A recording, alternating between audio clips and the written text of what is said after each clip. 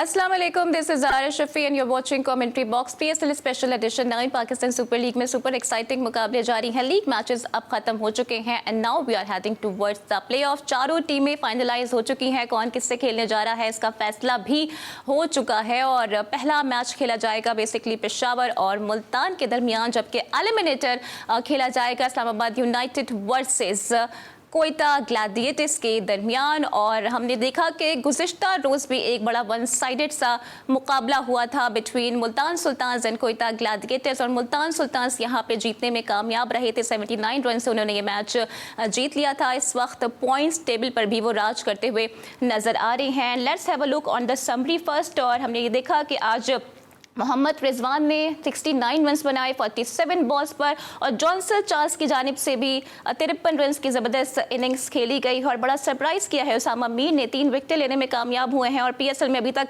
21 विकेटें वो हासिल कर चुके हैं। जबकि कोयटा ग्लैडिएटर्स का आगाज़ कुछ मायूस कुन रहा है और बड़े कम स्कोर पर वो आउट हो गए हैं। और जो मैक्सिमम रन बनाए गए हैं वो उमैर बिन यूसुफ ने बनाए हैं, 37 runs on 25 ball. And to discuss all these things we do also have a guest in our studio। बात कर रही हूँ none other but वासे हबीब की। So Wasay, hope you are doing good and welcome to the show। Thank you. और आपने रात के match की बात की, यकीनन पहले तो देखें जो टीम जीतती है उसको क्रेडिट देना चाहिए, और मुल्तान ने सिक्योर कर ली अपनी प्लेस में। कल भी आपको परसों बता के गया था कि डेड रबर नहीं है, इसमें से कुछ निकालें, ज़ल्मी जीतेगा तो वो फॉर्म हो जाएगा टॉप पर, और मुल्तान और कोयटा में से जो जीतेगा वो ऊपर आ जाएगा, और फिर उसको एलिमिनेटर नहीं खेलना पड़ेगा। क्वालिफायर 1 खेलने से फ़ायदा ये होता है कि अगर आप वहाँ पर हार भी जाते हैं तो क्योंकि आप टॉप 2 में फिनिश करते हैं तो आपको एक बारी और मिलती है, एक और समझे सेमीफाइनल मिलता है, और जो जीत जाता है वो डायरेक्ट सिट कर जाता है भाई वो कि अब मैं फाइनल में हूँ, अब वेट करें हम कि कौन हमारे साथ आकर जो है वो मुकाबला करता है। लेकिन कल के मैच में बड़ा सरप्राइजिंग एक चीज़ मिस हुई, जैसे आपने समरी में बताया कि रिजवान ने रन्स किया, जॉनसन चार्ल्स ने ये रन्स बहुत कम गेंदों में किए। इसी तरह इफ्तिखार के जो थोड़े से रन्स हैं वो तो बिल्कुल आई थिंक वो डबल फिगर वाली गेंदें भी नहीं खेलें, उससे कम बॉलों पर हैं। तो यहाँ से गेम कोयटा की गिरफ्त से बाहर चला गया। But I have a very serious question for skipper Quetta Gladiators Rilee Rossouw. मेरे पास बहुत सीरियस सवाल है, कराची में जिस तरह की पिचेस हैं, दोनों तीनों स्क्वायर्स पर जो नतीजा हमें मिल रहा है, दुनिया का मुझे नहीं लगता ये शायद वाहिद कप्तान होगा जो टॉस जीतकर इस विकेट पर परसों का मैच, उससे पहले का मैच देखने के बाद टॉस जीतकर वो जो है वो बैटिंग दे देगा, वो भी मुल्तान सुल्तान की डेंजरस बैटिंग लाइनअप जो कि खुले में खेलना पसंद कर रही है। पिंडी के 228 रन वाले मैच को जो शादाब 11 ने इन्हें पछाड़ा मुल्तान को, उसके अलावा आप देखें मुल्तान की ताकत है, वो 180 करके मुल्तान में प्रेशर डाल रहे थे। कहीं और भी उनकी कोशिश होती है कि रिजवान इनिंग को एंकर करें, और उन्होंने पूरी फौज रखी हुई है। देखें आज उस्मान खान का दिन नहीं था, मैं ये नहीं कहूंगा, देखें बैड पैच नहीं होता किसी का, एक आधा बुरा दिन, पर कराची वाली पिच पर उस्मान खान को प्रॉब्लम होगी क्योंकि ही इज द वन कि जो लाइक करता है बॉल अच्छा आए बैट पर। इसलिए आप लास्ट ईयर की पीएसएल भी उठाए, पिंडी में बड़े रन्स मारता है ये, पिंडी में इसको सूट इसलिए करता है लाइक सो मैनी अदर्स कि बॉल एक डिसेंट हाइट पर आता है, अच्छी स्पीड से आता है, कहीं अटकता नहीं है, शॉर्ट बाउंड्रीज हैं। कराची में छक्के मारने मसाइल पैदा होते हैं छक्के मारने वालों के लिए। वो क्यों होते हैं कि आपको एक्स्ट्रा पार पजेस करनी होती है, जिस तरह की पार जॉनसन चार्ल्स के पास है, जिस तरह की पार इफ्तिखार अहमद के पास है। अगर आपने रिजवान की इनिंग का भी जायज़ा लिया हो तो वो इनिंग मिली जुली थी, वो through out the inning struggle भी करते हुए दिखे, लेकिन समहाउ क्योंकि पाकिस्तान सुपर लीग में ऑफ स्टंप के बाहर बॉलिंग करवाने का रिवाज ही नहीं लग रहा, हर आदमी एक गेंद ऑफ स्टंप पे करता है, चाहे वो डॉट भी हो जाए। ये एक मैं ऐसी बात बता रहा हूं, ये किसी के तज्जिए में नहीं आई होगी, वो अगली गेंद प्रेजेंट करता है स्टंप्स में। भाई जब आप उसके आर्क में बॉल दोगे तो इंसान आपको मारेगा। लेकिन आप रिजवान की कैप्टेंसी को कैसे देख रहे हैं ओवरऑल पीएसएल में, जब जितनी उनकी कैप्टेंसी रही है अभी तक? देखें, अगर सिर्फ पीएसएल की बात करती हैं तो डेफिनेटली ठीक रही है, क्योंकि वो जीते हैं, उन्होंने फिनिश भी ऊपर कर लिया, वो क्वालिफायर 1 खेलने जा रहे हैं। लेकिन अगर आप ये देखें कि रिजवान के पास हथियार औजार क्या क्या है, रिजवान के पास उस्मान खान है डेंजरस, अब जॉनसन चार्ल्स है, इफ्तिखार, खुशदिल, फिर एक अच्छा tall lanky leg spinner Usama Mir है उनके पास। अब आ जाए बॉलिंग में, डेविड विली उनके पास, इंग्लैंड नेशनल, यार बहुत एक्सपीरियंस है उसका, ही इज द वन के वो नया बॉल स्विंग भी करता है, ना भी हो तो बहुत चालाक बॉलर है वो, T20 का बड़ा फॉर्मिडेबल उसका T20 का रिकॉर्ड भी रहा है। अब आ जाए आपके मोहम्मद अली, फिर मोहम्मद अली भी कहीं ना कहीं इस टूर्नामेंट की हाईलाइट तो हैं, चाहे उनकी ज्यादा कारकर्दगी मुल्तान में आती है। फिर आप स्पिनर्स की जब मैं बात कर रहा हूं तो कोयटा ग्लैडिएटर्स स्पिन की पूरी फौज लेके अबरार, अकील हुसैन और मिस्ट्री उस्मान तारिक, ये तीनों लेकर, या उस पे आएंगे, उस पे तो आना ही है। तो बात यह है कि इन तीनों को लेकर दुनिया का वो कौन सा कप्तान है जो रन्स डिफेंड नहीं करेगा कराची की विकेट पे, ये मैंने जो सवाल उठाया है, मैं यहां पर किसी की नीयत पर क्वेश्चन नहीं कर रहा हूं, मैं ये कह रहा हूं ये कैसी प्लानिंग थी कोयटा की। कोयटा के पास बैटिंग डेप्थ उस तरह की तो नहीं है, शरफेन रादरफोर्ड भी नहीं थे, लोकल टैलेंट था।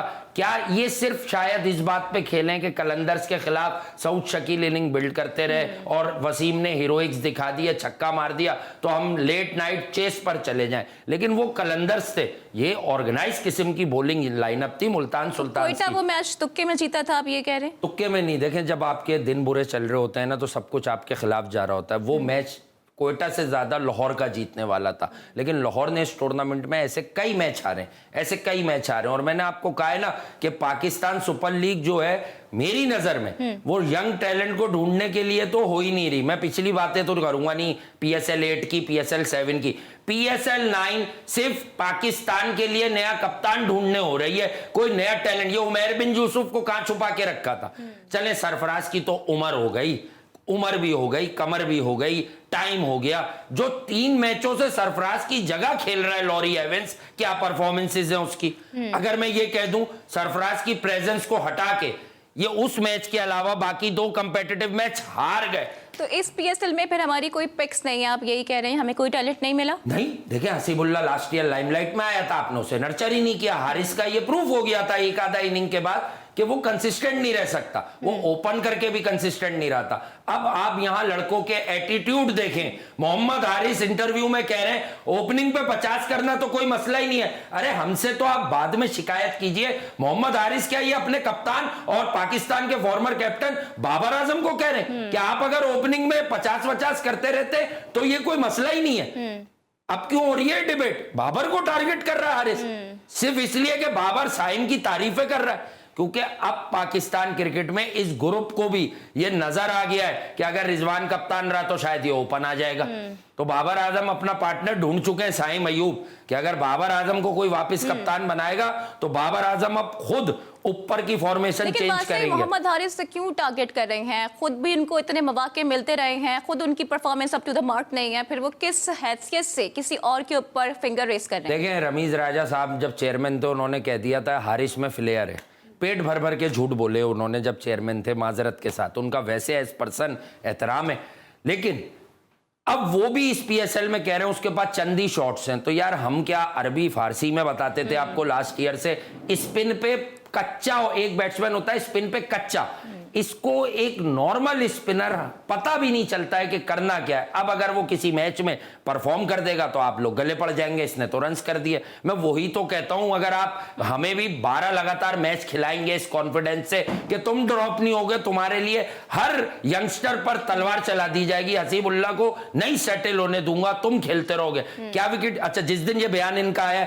अगले दिन इनका देखा था जेम्स विंस पे, इन्होंने क्या स्टंप छोड़ा था जेम्स विंस का, बच गए ना। ये ऐसी बातें करनी चाहिए। वो मैच क्यों जीते, ये लास्ट मैच क्यों जीते? देखें कराची किंग्स का मैच था वो जीतने वाला, परसों वाला जो हमने बात भी की थी, क्या हो रहा था वहां, ब्रेक हो रही है, सब कुछ हो रहा है, अनवर अली की 1 बॉल कम रह गई, शोएब मलिक वक्त जाया करते रहे, इरफान नियाजी अच्छा खेले, लेकिन अनवर जब दूसरे रन के लिए जा रहा था क्योंकि उसका बैट चल रहा था, वो 13-14 रन कर, इरफान नियाजी ने लास्ट रन लेने से मना कर दिया।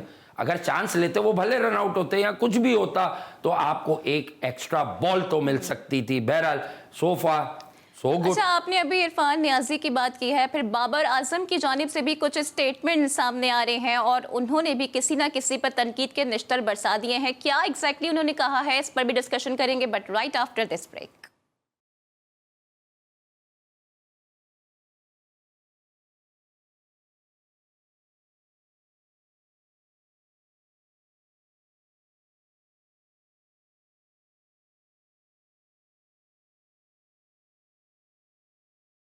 Welcome back to the commentary box. और बस से इस वक्त Babar Azam talk of the town बने हुए हैं और उनकी जानिब से प्रेस कॉन्फ्रेंस में ये कहा गया है कि वो नंबर 3 पर ही नहीं खेलना चाहते, वो एज अ ओपनर खेलना चाहते हैं। अगर कोई उन्हें नंबर 3 पे खिला रहा है तो ये उनकी ख्वाहिश नहीं है।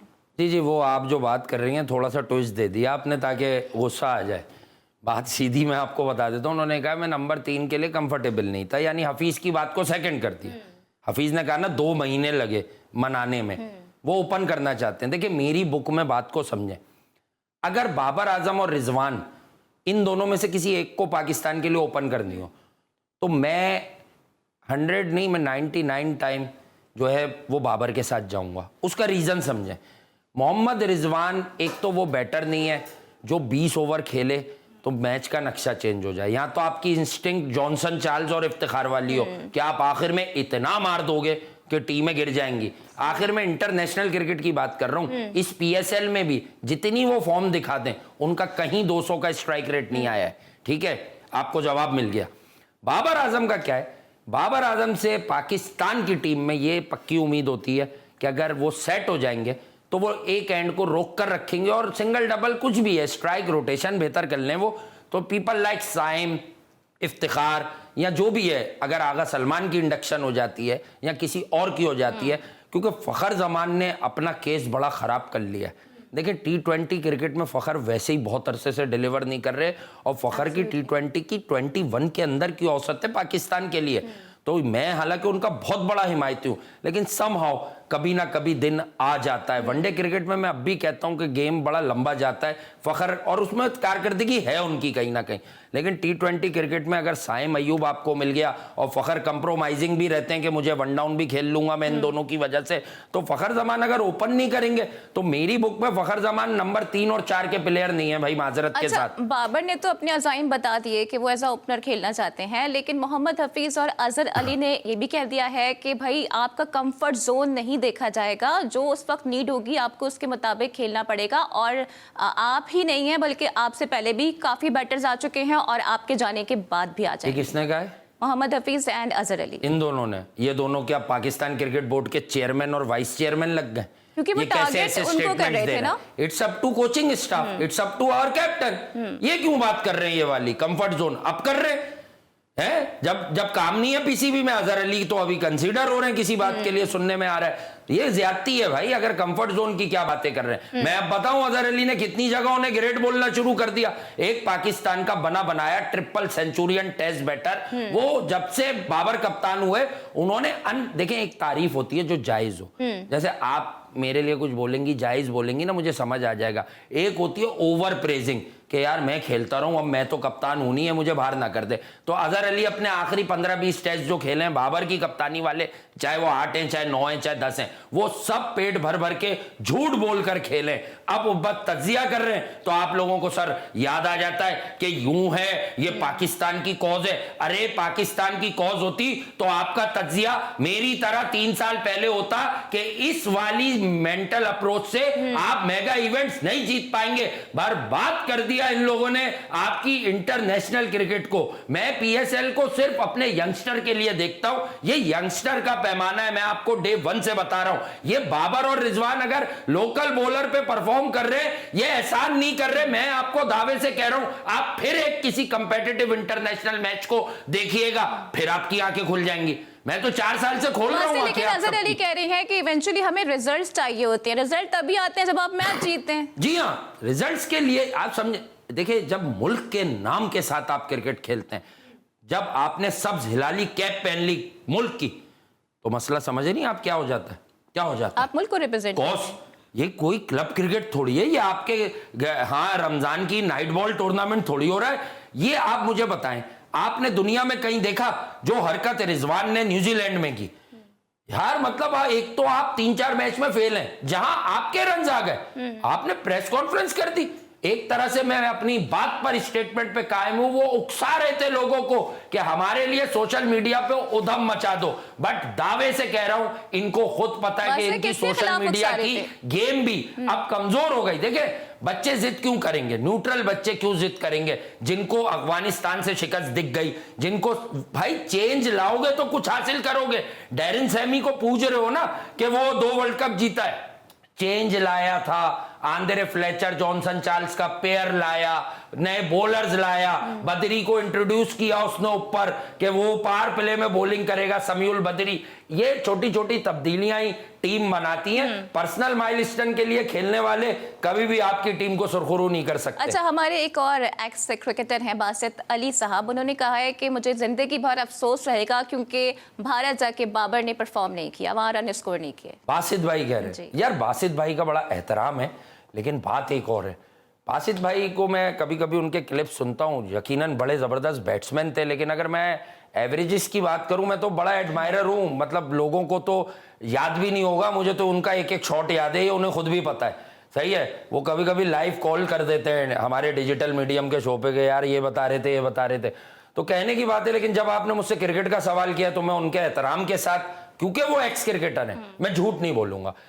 کچھ لوگ بابر میں جو صلاحیت ہے وہ تو میں بھی آپ کو اتنے دن سے بتا رہا ہوں, کچھ لوگ بابر کو تھوڑا آؤٹ آف دا باکس جا کے سپورٹ کرتے ہیں. تو ان سے میری درخواست ہے کہ آپ لوگ دیکھیں, یہ سچ ساتھ بتائیے کہ ہی از کلاسک ایلیگنٹ, بٹ اس میں وہ بات نہیں ہے کہ وہ پاکستان کو سنگل ہینڈڈلی میچ جتوائے گا. دیکھیں اگر آپ یہ بھی چاہتے ہیں نا وہ ہماری قوم کا اسٹار رہے, وہ رہے گا, پر آپ یہ بتائیں کہ بابر کے ساتھ ہمیں ٹاپ آرڈر میں ایک آدمی چاہیے جو ایکسلریٹ کرتا اور ہمیں اسے 15-20 میچوں کا کشن دینا ہوگا. محمد رضوان نے جب پاکستان کے لیے 16 یا 17, یہ آپ سب سن لیجئے گا, پلیز سن لیجئے گا, 16 یا 17 T20 میچ کھیل لیے تھے تو ان کا ہائیسٹ اسکور 33 تھا اور ایوریج 17 تھا.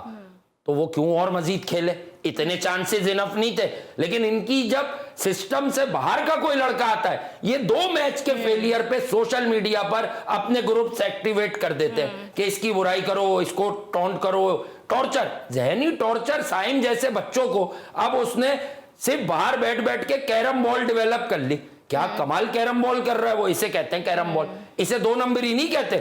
سعید اجمل والی بٹا کھینچ کے مارنا, یہ جینین بال ہوتی ہے. ویسے بابر نے تو یہ کہہ دیا ہے سائم ایوب آل راؤنڈر ہے, لیکن آپ بیسکلی ابھی تھوڑی دیر پہلے شاید یہ کہہ رہے تھے کہ Babar is not a loan wolf, کہ وہ پاکستان کو تنہا میچ جتوا دیں. جی ہاں, دیکھیں تنہا تو میچ جتوانے والے 2-3 ہی نام ہیں ابھی ورلڈ کرکٹ میں. تنہا میچ جتوانا ایک بالکل ہی الگ تھیوری ہے, کہیں نہ کہیں سپورٹنگ رول آپ کو ریکوائرڈ ہوتا ہے. ٹھیک ہے, دیکھیں میں آج بھی مانتا ہوں, میں نے جتنی بھی T20 کرکٹ دیکھی, آپ نے بھی تھوڑی سی دیکھی ہوگی, صرف ریئلائز کرانے لوگوں کو.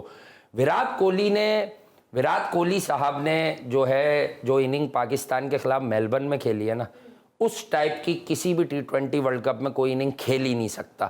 اور when it comes to acceleration, تو جو اس نے لاسٹ 20-21 بالوں پر 61 یا 63 رنز کی ہیں, وہ 3 رن پر بال بن جاتے ہیں. اب مجھے دنیا کا کوئی ایسا بیٹر نکال کے دکھا دیں وراٹ کے علاوہ جس نے یہ والا کارنامہ کسی بگ میچ میں 30 پہ 4 ہونے کے بعد سر انجام دیا ہو, مجھے نہیں یاد پڑتا. تو آپ کو اور مجھے تو وراٹ کوہلی میں بہت کچھ نظر آ رہا ہے, لیکن ان کے اپنے بورڈ نے وراٹ کوہلی پہ کافی زیادہ کویسچن ریز کر دیے ہیں. پھر شین واٹسن نے پاکستان سے کتنا معاوضہ مانگ لیا ہے کوچنگ کرنے کا, اس سب پر ہم بات کریں گے, but right after this break.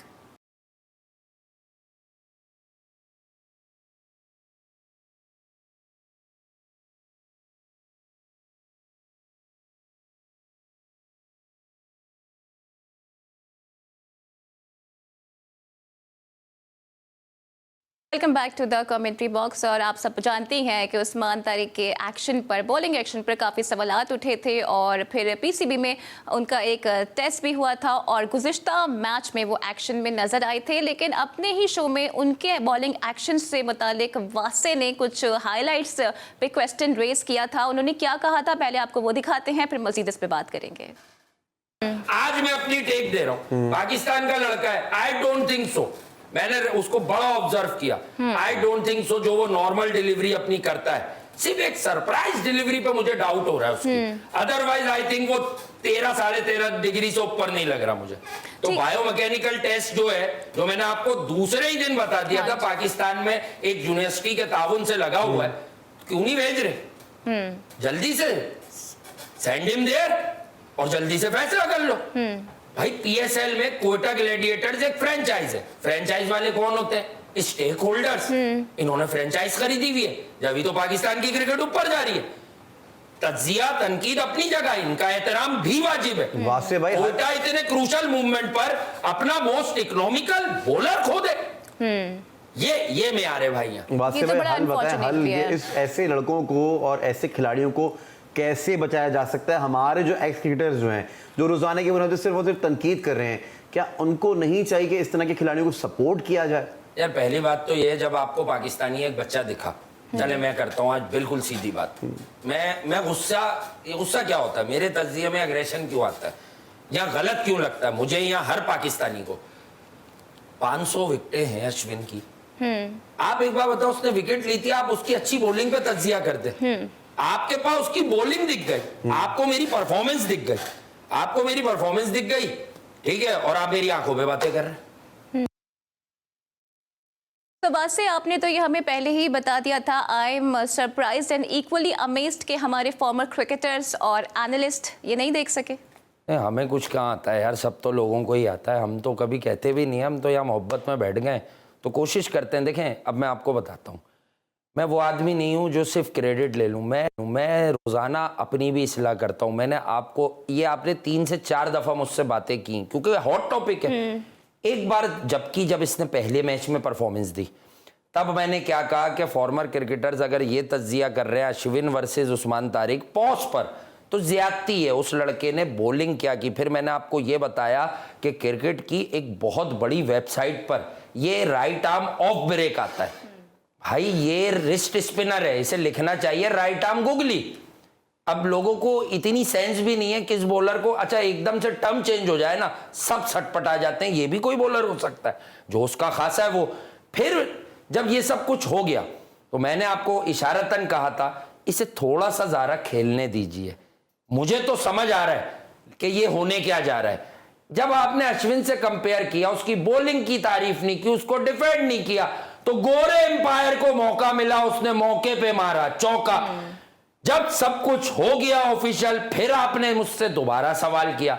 मैंने कहा बायोमैकेनिकल टेस्ट हुए बगैर कोई कुछ नहीं बता सकता, लेकिन मैं नेकेड आई से जितनी मुझे अकल मिली है, मैं आपको यह बता रहा हूं कि उसकी एक सरप्राइज डिलीवरी में मुझे प्रॉब्लम हो सकता है, थोड़ा सा हो, मैं नेकेड आई से बता रहा हूं ना, लेकिन उसकी नॉर्मल डिलीवरीज मुझे 14 डिग्री के आसपास लगती हैं। अगर मैं सोचूं, मैं बहुत कुछ एनालाइज करके बोला, मैं भी देख रहा था इसके एक्शन को। अब फर्क क्या आया, आज मैं सुरखरू हूं तो मैं तारीफ मतलब अपने नाम की कसीदे पढ़ूं, नहीं, मुझे डर लगा रात का मैच देखकर। इसने अपने एक्शन को थोड़ा सा तब्दील किया है, इसने अपने साइड ऑन पॉज को थोड़ा स्ट्रेट पॉज किया है, लेस इफेक्टिव लगा मुझे, लेस इफेक्टिव लगा। ये बात भी अभी कोई नहीं बता रहा होगा, अब तक तो नहीं बता रहा होगा, अब फिर सुन लेंगे। जैसे इरफान नियाजी के मैं 1 हफ्ते से कसीदे पढ़ रहा हूं कि व्हाई नॉट वन डाउन, उसे दिखाना नहीं था। कल फॉर्मर आपके जो है ना, जिनके आप बयानात, उन्होंने कल जाके तज्जिया किया है कि इरफान नियाजी की सूरत में पाकिस्तान को मिडिल ऑर्डर सोल्यूशन मिल सकता है। तो मैं कब से बता रहा था ये आपको कि ये लड़का लास्ट ईयर भी परफॉर्मेंस दे रहा था, इस साल भी जब आ रहा है यार हार्डली फेल्स। पर मैंने ये भी कहा कि जब जो आप टेक्निक की बात करती हैं, टेक्निक अच्छी नहीं है उसकी, पर उसे अपने मेथड पे बिलीव है, वो पाकिस्तान को भी 23, 35, 30 लेकिन आई वंडर कि शेन वॉटसन क्या कर रहे थे, क्योंकि पाकिस्तान से कोचिंग के लिए तो इतना उन्होंने मुआवजा मांग लिया है कि फिर हम ना ही समझें। है मुआवजा मांग लिया, क्या जिता दी उन्होंने कोयटा ग्लैडिएटर्स को। देखें, अगर मेरे इख्तियार में होता तो शेन वॉटसन और रायली रसो का फैसला होगा कि आज बैटिंग दे दो।